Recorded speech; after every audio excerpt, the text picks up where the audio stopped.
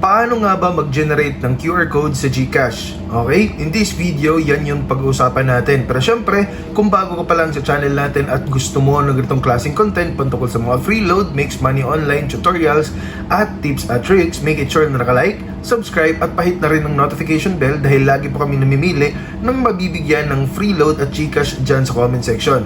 Okay? So yung unang gagawin natin mga idol ay pumunta sa Play Store at i-download natin yung GCash mobile application.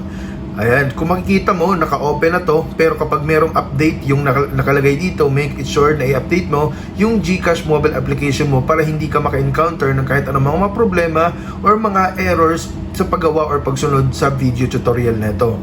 Okay? So click lang natin tong open pagtapos na nating ma-update yung apps natin.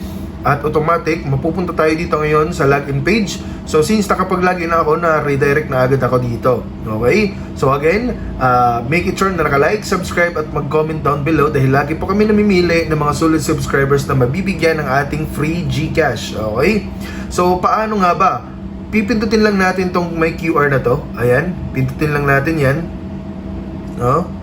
Tapos merong dalawang option na nandito, generate at upload QR. So yung upload QR, kapag meron kang QR code galing sa mga kakilala mo, no, pwede mo i-upload yan dito para pag na-upload mo yung QR nila, kung magkano yung payment or kung sino yung papadalahan, hindi ka na magkakamali dahil sa code na generate nila or sa QR code na generate nila at in-upload mo dito, automatic na accurate po yung mapapadalan mo. So ngayon, ang tanong, paano nga ba mag-generate ng sarili nating QR code para gagamitin pang transfer, no?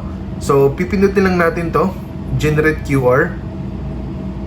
Ayan. So merong option dito, pay using QR code, pay abroad with Alipay, receive money via QR code, at commute.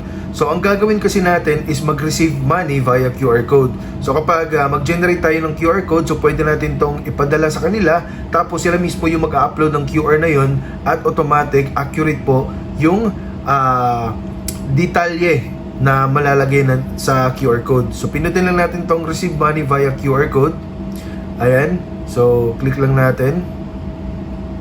So dito guys, pwede tayong maglagay ng amount.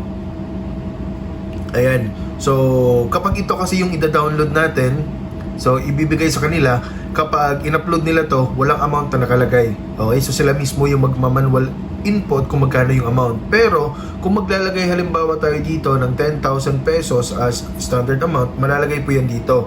So kapag dinownload natin to, binigay natin to sa kanila, tapos in-upload nila, automatic 10,000 po yung malalagay doon sa amount. So hindi na sila magkakamali, no, kapag gumamit sila ng QR code kasi nga accurate po yung detalye na binigay natin.